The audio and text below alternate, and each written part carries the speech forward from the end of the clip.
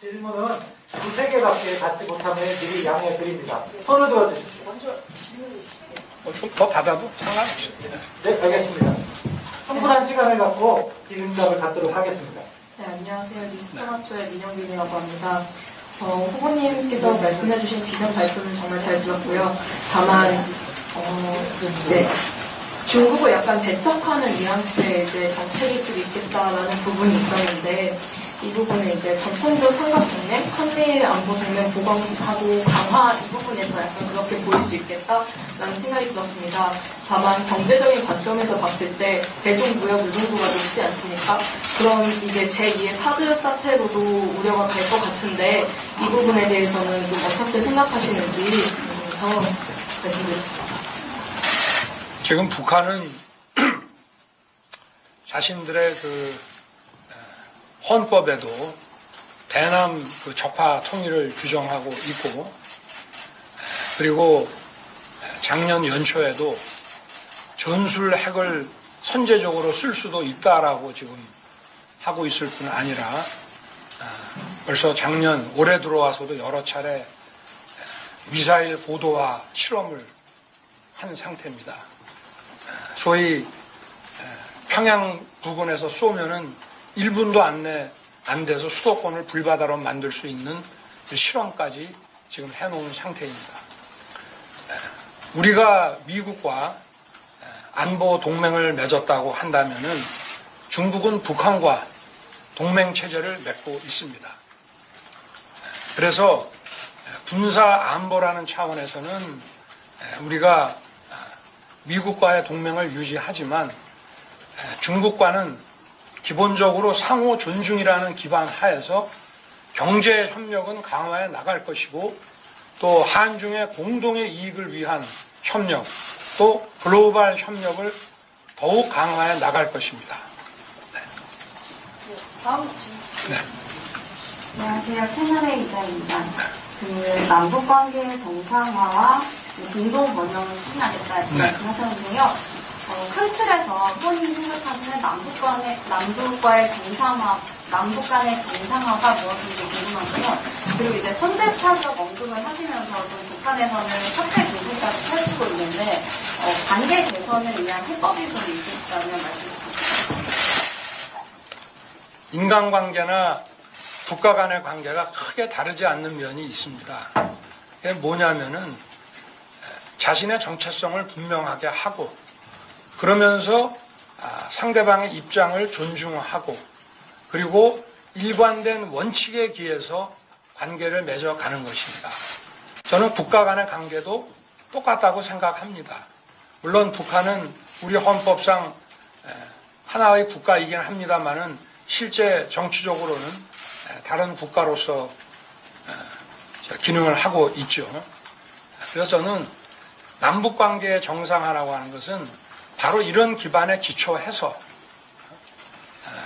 원칙에 입각한 일관성 있는 이런 관계의 정립이라는 것이 그걸 정상화라고 저는 보고 있고요. 그리고 우리 헌법에서 대통령의 임무로서 규정한 평화 통일을 지향해야 하기 때문에 우리가 민주주의적인 자유민주주의란 우리 헌법의 체계 하에서 장기적으로 북한과의 평화 통일을 이루어야 하는 그 상대라는 점을 또 동시에 저희가 인식해야 된다고 저는 보고 있습니다. 그래서 이런 원칙과 일관성이 없고 우리가 평화 통일을 해야 하는 상대라는 것에 대한 그 명확한 그 인식과 정립 없이 대북 관계를 그때그때 따라서 어떤 일시적인 그런 그 평화 쇼 같은 식으로 진행을 해서는 남북 관계에 진전이 없고, 결국 그렇게 되면 북한으로부터도 필요가 없다고, 남한은 필요가 없다고 생각해서 결국은 무시당하게 되는 것입니다. 네. 두 번째 질문에 대한 답변까지 된 것 같습니다. 네, 그다음 아까 안녕하세요. 김인지라고 합니다. 북한이 비핵화에 적극적으로 나서면 이제 경제 지원 협력을 나서겠다고 하셨는데 만약에 북한이 그 비핵화에 협조하지 않는다면, 아예 나서지 않는다면 어떻게 하실 건지 먼저 여쭙고 싶고요. 그 다음에 북핵 문제 해결을 위해서는 어쨌거나 북한을 먼저 협상 테이블로 끌고 나와야 되는데, 그것과 관련해서 혹시 구체적인 보관이 있으신지도 혹시 여쭙고 싶습니다. 비핵화에 나서지 않는다면은 원칙에 따라서 대처할 수밖에 없고요. 그리고 뭐 그렇다 하더라도 남북 대화의 창구는 늘 열어놓고, 그리고 북한의 주민들을 위한 주민들의 그 기본적인 그 인권 보장을 위한 그러한 지원은 그거는 뭐 지속해 나가야 될 것입니다. 그리고 저는 이거는 이제 전망과 그 방안이라고 하는 것이 같이 깔려 있는 것인데, 국제사회가 협조해서 일관된 원칙을 가지고 간다면은 북한도 자체 번영을 위해서 비핵화를 고집하지 않을 것이라고 봅니다. 그런데 그때 그 비핵화를 생각하지 않고 북한의 그 핵무장에 대해서 뭐 일부 지지한다든지 강력하게 억제하지 않는 그런 입장들이 나오게 되면 결국은 비핵화라는 게 도달하기 어려운 문제가 된다고 봅니다. 그리고 아까 또 뭘 말씀하셨죠? 협상 테이블로 북한을 대화의 장으로 나옵니다. 그래서 북한에도 이런 산업과 경제개발의 기회를 제공할 수 있는 카드들을 많이 제시를 하면은 결국은 비핵화가 뭐 핵무장이라는 게 어떤 정권을 늘 보유해 주는 건 아니지 않습니까? 그래서 대화의 장으로 나올 것이라고 저는 보고 있습니다. 다음 질문 받겠습니다. 네, 데일리엔 김정입니다. 앞서 나온 남북관계 정상화 연관 질문인데요. 그렇다면 후보님은 현 정부 남북관계에서 가장 비정상적인 부분은 어떤 거로 생각하고 계신지 궁금합니다. 일단 한반도의 평화와 이 번영의 기본은 북한의 비핵화입니다. 그런데 북한이 어떤 비핵화를 위한 실질적인 조치도 전혀 하지 않고 오히려 계속 도발을 하고 있는데도 이 정부가 북한에 대한 경제 제재를 먼저 풀자라고 이렇게 북을 위해서 소위 대변을 하고 다니는 이런 일들이 가장 비정상적인 것이고요. 이런 행동이 북한의 비핵화를 이끌어낼 수 없게 만드는 것입니다. 네. 아니, 뭐, 질문하시라. 네. KBS 강병수 기자입니다. 네. 이번 정부 들어서 여러 차례 이 북한 김정은하고 남북 정상회담이 열렸었는데요. 후보님은 정상회담에 의지가 있으신지, 만약에 있다면 선결 조건이 있다면 그것은 무엇인지 좀 물어보고 싶습니다. 정상이 만나려고 그러면은 기본적으로 상호 그 원활한 접촉을 통해서 어떤 그 관계가 그 진전되는 어떤 예비 합의에 도달을 하고 정상이 만나야 되는 것이지, 만나서 우리 앞으로 그냥 잘해봅시다 이런 얘기하는 거는 그거는 정상 외교가 아닙니다. 그거는 쇼입니다. 국내 정치의 외교를 이용하고 국내 정치의 남북한 통일 문제를 이용하는 쇼입니다. 저는 쇼는 안 합니다. 네.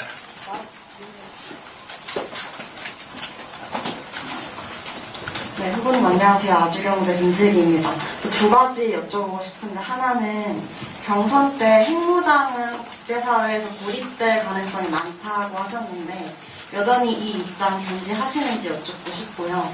두 번째는 전시작전권 전환에 대해서 능력이 갖춰지는 대로 하시겠다고 하셨는데 이 능력이라는 게 구체적으로 어떤 건지 여쭤보고 싶습니다.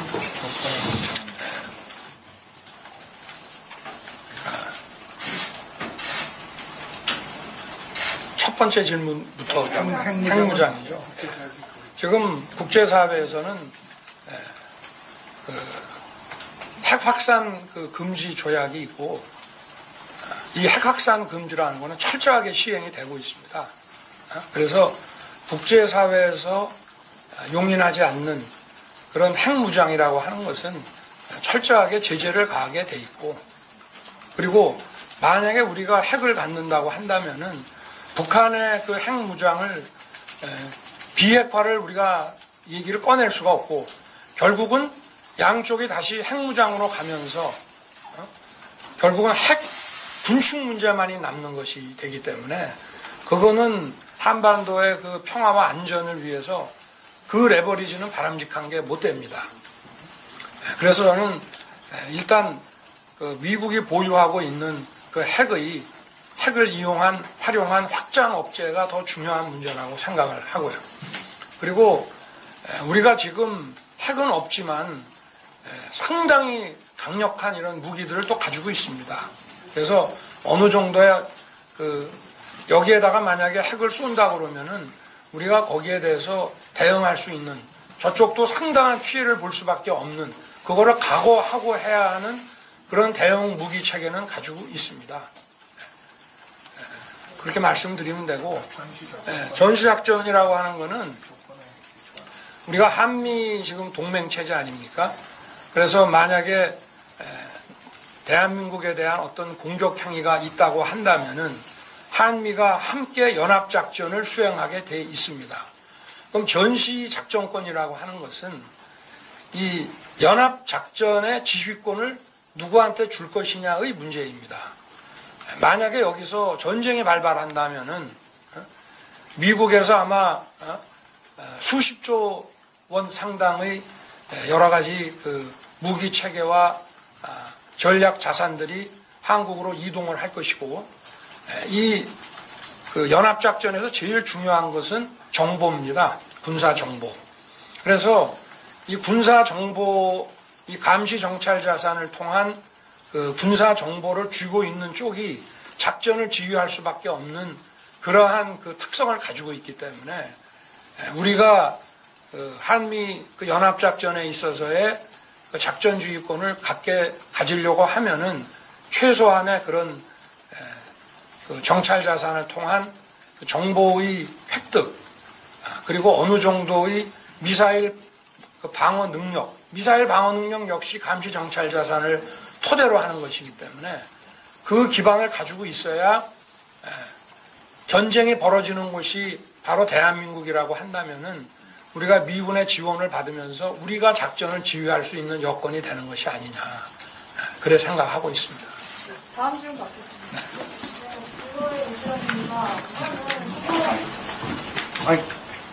VOA 유주연입니다. 오늘 후보님 말씀 잘 들었습니다. 후보님께서는 북한 인권에 대해서도 관심을 두겠다고 하셨는데, 사실 이 정부에서는 대북전단금지법이라든가 아니면 북한 인권법이 지체된다든가 이런 식으로 해서 대북 인권단체들이 활동이 제약되거나 아니면 좀 억제를 받는 경우인데, 이거에 대해서 어떻게 검토하실지 우선 궁금하고요. 그리고 지금 북한에 코로나가 확산이 되는 걸로 알고 있는데, 인도적 차원에서 백신이라던가 의약품에 대한 협력을 고려하고 계시는지 이 두 가지가 궁금합니다.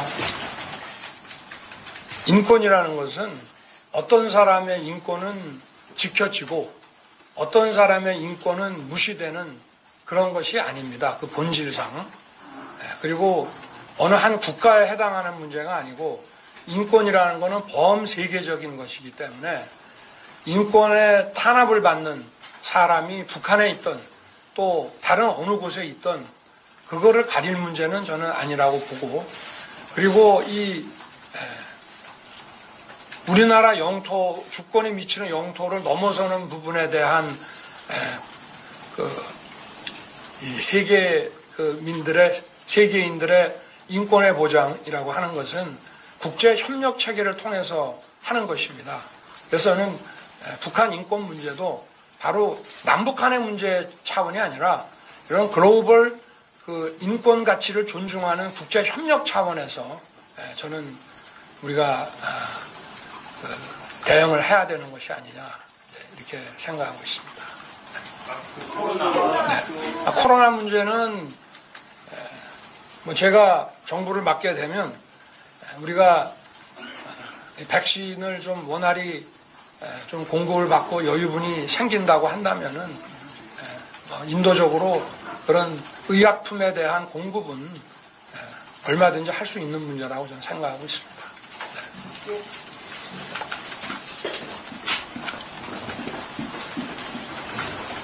여러분 CBS 황영찬 기자입니다. 노무현 정부와 문재인 정부의 한반도 외교 정책 기조가 평화와 번영이었는데 후보님께서는 자유평화 번영을 언급하셔서요. 진보 진영의 어떤 이런 기조와 조금 유사한 키워드를 선택하신 이유가 좀 궁금하고요. 두 번째로는 북한의 완전한 비핵화 이전이라도 실질적 비핵화 조치 시 대북 경제 지원이 가능하다고 이렇게 공약하셨는데 실질적 비핵화 조치가 어떤 거고 이에 상응하는 대북 경제 지원 어느 정도 수준으로 예상할 수 있는지 궁금합니다. 일단 실질적 비핵화 조치의 가장 첫 단계는 국제적인 그 검증을 받는 것이 아니겠습니까? 네. 완전히 오픈해서 검증을 받고 어디에 뭐가 있는지 그 핵개발 시설을 전면적인 사찰을 허용을 하면은 상당한 진전이 있다고 보고 그 정도 된다고 하면은 뭐 제가 차기 정부를 맡게 되면 제가 국제사회를 좀 설득을 하겠습니다. 북한의 산업개발과 경제 지원을 위해서. 네. 그리고 아까 또 그 문제는 저는 이 외교 정책, 대북 정책이라는 것이 대한민국 헌법에 기초해야 된다고 보고 있습니다. 그래서 자유, 평화, 번영이라고 하는 것은 우리 평화 통일이라고 하는 우리 대북 관계에 있어서의 궁극적인 목적과 그 대통령의 책무에 해당하는 것이기 때문에 거기에 기초해서 통일을 왜 하겠습니까? 우리가 번영하기 위해서 하는 거 아니겠습니까? 그리고 통일이라고 하는 것은 평화적으로 해야 하는 것이고 그리고 뭐 전체주의 체제로의 통일이라고 하는 것은 바람직하지 않지 않습니까? 우리 헌법이 지향하고 있는 자유민주주의라고 하는 이 가치 이런 것에 기반해서 남북관계도 원칙과 일관성이 있는 그 관계 정립을 해야 된다라고 보고 있는 것입니다. 네. 네, 후보님 말씀 잘 들었습니다. 그 기존의 CVIB에서 아이인 불가역적 조항이 빠졌는데 그거에 대한 이유도 궁금하고요. 그 계속해서 한미 동맹이 지난 5년간 무너졌다라고 하는데 어떤 부분에서 무너졌다라고 보시는지 좀 궁금합니다.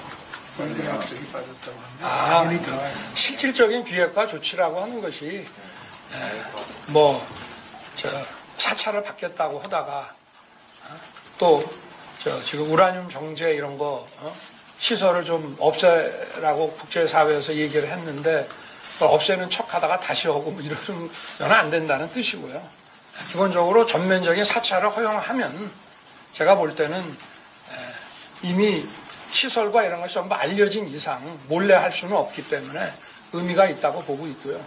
그리고 뭘 물으셨어요? 한미동맹이 무너졌다고. 한미동맹이요? 지금 대표적으로 우리 국민들이 많이 아시는 게 한미 과거에는 우리 대한민국 국군은 1년에 이제 정기적으로 한 차례씩 하는 한미 연합군사작전 우리 한미 상호방위조약에 따라서 우리가 한미가 일단 기본적인 군사동맹 아니겠습니까? 그러면 우리 대한민국에 대한 군사적 공격이 있을 때 한국과 미국이 함께 작전에 투입되게 돼 있잖아요. 그죠? 그러면 이거를 매년 연습을 해야 될 거 아니겠습니까? 훈련 안 하고 연습 안 하는 군대 봤습니까? 그래서 저는 한미 동맹이라는 거는 기본적으로 군사 안보 동맹인데 이거를 지키기 위해서는 정례적인 그 연습과 훈련이 필요한데 그 자체를 지금 안 하고 있고 그리고 여기 대한민국에 있는 미군의 그 군사시설 그 기지에 대해서도 지금 성주의 사드 기지를 보십시오. 어디 시민단체나 우리 대한민국의 국민들이 일부가 그걸 접수를 해가지고 지금 그 육상으로는 지금 물자 이동 공급을 할 수 없게 돼 있습니다. 그래서 지금 헬기로 지금 보내고 있는데 이런 것 자체가 사실은 우리 정부가 이걸 방치한다는 것이 이걸 가지고 어떻게 동맹이라고 할 수 있겠냐 이 말입니다. 또 어떤 분은 뭐 원자력 잠수함을 우리가 갖도록 하겠다라고 하는데 원자력 잠수함 기술은 이거는 웬만한 나라에는 전해주지도 않고 또 아무리 돈을 준다고 해도 원자력 잠수함을 그냥 함부로 팔겠습니까? 근데 이런 정도로 신뢰가 허물어지면은 이건 동맹이라고 할 수가 없는 것입니다. 이런 나라에다가 돈을 아무리 조단위 돈을 준다고 누가 원자력 잠수함을 팔겠습니까? 이런 말씀으로 대체하겠습니다. 네. 아니 아까 어떤 분이 그 선제 타격에 대한 말씀을 하셨는데 다른 답으로 하느라고 답변을 못 들었는데 다시 질문을 해주시면 제가. 네. 안녕하세요. 조세일보 도문정 기자입니다. 후보님 아까 전에 그 쿼드 산하의 백신 기후변화 청진소 워킹그룹에 참여하겠다고 하셨는데 말씀하신 걸 보면 한미동맹을 또 전략적 포괄 동맹으로 발전하겠다고 하셨잖아요. 근데 이런 걸 생각해보면 실질적으로 쿼드에 참여하시겠다는 뜻이 아닌가라고 생각이 드는데 거기까지는 아니고요. 일단 그 워킹그룹, 실무그룹에 기후, 백신 또 이런 이런 첨단 기술, 그 워킹 기술에 참여를 해야 우리보다 앞선 이런 기술을 저희가 또 받아올 수 있고 그리고 또 의료협력 체계가 가능하고 또 글로벌 이슈에 저희가 또 협력할 수 있는 문제이기 때문에 그 워킹그룹 참여를 지금은 백신만 들어가 있는데 기후와 신흥기술에도 이제 좀 참여를 좀 확대하겠다 이런 말씀입니다. 네. 후보님 아까 그 선제 타격은 아니 아까 누가 안 물으셨으면 그냥 나. 네, 어떤 다시 한번 해보시죠. 선제 타격 언급으로 이제 좀 북한에서 네. 선제 타격 언급으로 시작해서 이제 북한에서 좀 사태론까지 좀 불거지고 있다. 그거요. 그래서 선제 타격은 그 신년 기자회견 때 그 아마 어디 외신 기자 한 분이 이런 극초음속 미사일에 대한 대응 방안은 뭐냐라고 말씀을 하셔서 요격이 불가능하기 때문에 발사 직전에 타격하는 거 이외에는 없는데 지금 현 민주당 정권에 들어와서 사실은 2017년 대선을 앞두고는 선제 타격, 킬체인을 포함한 삼축 체제 구축을 하겠다고 그랬거든요. 그런데 이 정부 5년 동안 이 킬체인에 대해서 전혀 이 삼축 체제에 대해서 준비한 게 없습니다. 그 말씀을 제가 드렸고 이 선제 타격은 전쟁을 하기 위한 것이 아니라 전쟁을 막기 위한 것입니다. 예를 들어서 핵미사일을 극초음속 미사일에 핵무기를 탑재시켜가지고 남한을 상대로 쏜다고 하는 것은 벌써 그 이전에 이미 전쟁 상태에 돌입한 겁니다. 그 상태 자체가 데프콘 2나 1을 의미하는 것입니다. 그러면 저희가 그냥 맞을 것이 아니라 우리도 미리 그 발사 기지를 공격할 수 있다. 또 발사 기지뿐만이 아니라 그 발사를 명령한 지휘부를 타격할 수 있다라고 하는 그 능력을 저희가 가지고 있고 그 의지를 보여줘야만 그런 무모한 공격을 억제할 수 있게 되는 것이기 때문에 이것은 전쟁을 하고자 하는 것이 아니라 전쟁을 막고 또 치명적인 대량 살상 무기의 사용을 막아서 한반도의 평화와 또 남북한 국민들의 안전과 생명을 보장하기 위한 것이지 이게 전쟁을 하고자 하는 것이 아닙니다. 네. 추가 질문 없으시면 이것으로 오늘 외교하고 글로벌 비전에 대한 발표를 마칠까요? 아니 뭐 말씀하시죠. 네, 그래. 예, 마치고 난 다음에 진행하겠습니다. 그래 뭐 현안도 하십시오. 네. 그럼 이어서 그러면은 이것으로 윤석열 후보 외교안보 글로벌 비전 및 정책 공약 발표를 마치고